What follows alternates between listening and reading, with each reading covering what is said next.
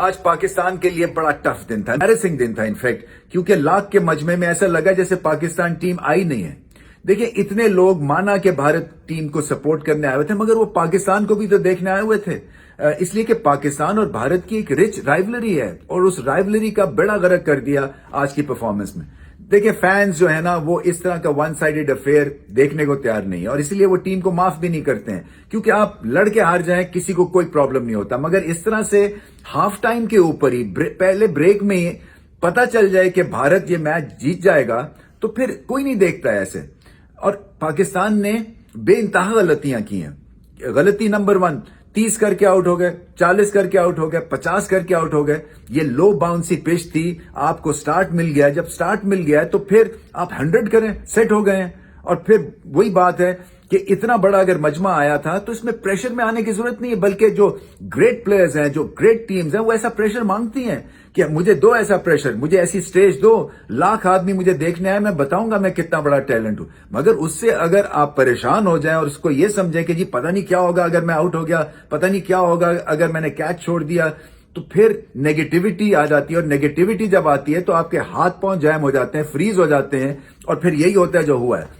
Bowling بھی اوٹ پٹانگ ہے۔ دیکھیں آپ گیند آگے کرتے ہیں، میں فاسٹ بولرز کی بات کر رہا ہوں، جب گیند سوئنگ ہو رہا ہو، جب گیند سوئنگ ہی نہیں ہو رہا، سیم نہیں ہو رہا، تو آپ ہاف بال ہی کیوں کرائیں گے؟ آپ پھر لینتھ بال کرائیں، جیسے جسپریت بمراہ کرتے ہیں، ایک جگہ پہ وکٹوں کو ایم کر کے لینتھ بال۔ سپنرز کا گیند سپن نہیں ہوتا، کبھی فل ٹاس آگے پیچھے، ان کے سپنرز نے جکڑ کے رکھ دیا۔ اور ان کی جو گریٹنس ہے بھارتی ٹیم کی آج کے میچ میں خاص طور پہ، وہ مڈل فیز میں آ کے اڑا کے رکھ دیا انہوں نے پاکستان کو۔ 150 پہ 2 آؤٹ پاکستان، اور 200 بھی نہیں کر سکے۔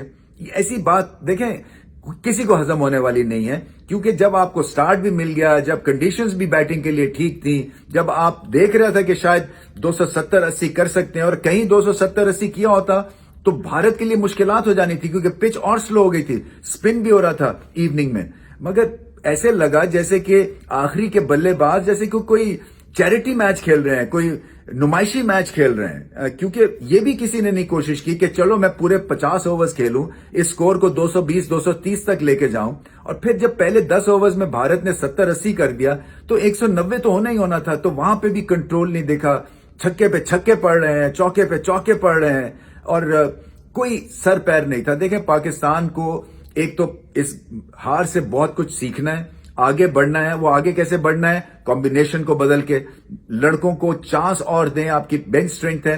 اگر یہ 15 میں سے آپ سمجھتے ہیں کہ 2-3 ایسے ہی ہیں جو کہ پیسنجر ہیں، ان کو گھر بھجوائیں، اور جو آپ کے 7 پلیئرز ہیں ان کو مواقع دیں، اس لیے کہ یہ جو آپ نے دیکھ لیا کہ کتنے 3 میچز کا جو ایک سیمپل سائز ہے نا، وہ بہت زیادہ ہے ورلڈ کپ کے لیے۔ آپ کو آئیڈیا ہو جاتا ہے کہ کون کتنا کس میں ہمت ہے اور طاقت ہے اور پانی ہے۔ سو میں سمجھتا ہوں کہ آپ کو بہت زیادہ چینجز کرنی پڑیں گی، خاص طور پہ بولنگ میں، اور پھر بیٹنگ میں بھی یہی بات ہے کہ پریشر میں آ گئے اور وکٹیں گرتی چلی گئی ہیں۔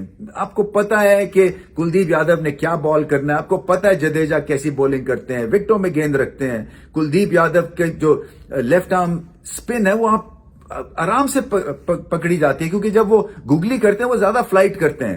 تو ایسے لگ رہا تھا جیسے کہ بالکل فریز ہو گئے بلے باز۔ نواز کی بھی مجھے بیٹنگ کی سمجھ نہیں آتی ہے، افتخار کی اگینسٹ سپن بیٹنگ نرم ہے۔ اسی طرح سے ٹیل اینڈرز جو ہیں وہ ایسے آتے ہیں جیسے کہ ہم نے آؤٹ ہونا ہی ہونا ہے تو چلو چلا دو، چلا کے آؤٹ ہی ہو جائیں۔ کوئی فائٹ نہیں دکھتی ہے، 7 وکٹیں آپ کی کوئی 30-40 رن پہ گر گئی، کوئی ایسے تھوڑی کوئی آپ کے فینس بنتے ہیں۔ سو آگے چل کے اب بہت محنت کرنی ہے۔ اگلا مقابلہ آسٹریلیا سے ہے، سو میں امید یہی کر رہا ہوں کہ آسٹریلیا کیونکہ ڈاؤن ورڈ سلوپ میں ہے، تھوڑا سا میچ 2 ہارے ہوئے ہیں، تو پاکستان پکڑ سکتا ہے، مگر پکڑنے کے لیے آپ کی گیم کو کم از کم آپ کو 60-70% اوپر کھڑا کرنا ہے، جو کہ آسان نہیں ہے۔ بنگلورو کی آؤٹ فیلڈ بہت تیز ہے، چھوٹی گراؤنڈ ہے، بولنگ ایسی کی تو چوکے چھکے لگیں گے، اور پھر مقابلہ آپ کے لیے مشکل ہو جائے گا، کیونکہ آسٹریلیا کی ٹیم بھی سیکنڈ چانس نہیں دے گی آپ کو۔ سو بہت محنت کی ضرورت ہے۔ پاکستان کے ابھی بھی چانس ہے، مگر مینٹل سکارنگ سے بچنا ہے ایسی ڈیفیٹ کے بعد، کیونکہ یہاں سے یہ ہٹ کرتی ہے۔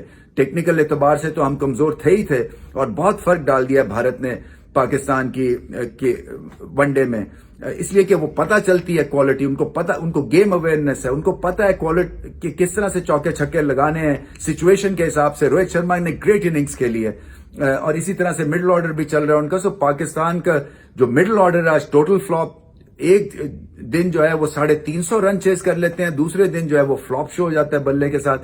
اتنی ویریشن کے ساتھ آپ کے فینس جو ہے نا آپ کو معاف کرنے والے نہیں ہیں. آپ کو خود بھی سوچنا ہے، انٹروسپیکشن میں جانا ہے کہ کیا غلط ہوا ہے آج اور اس غلطی کو ٹھیک کرنا ہے.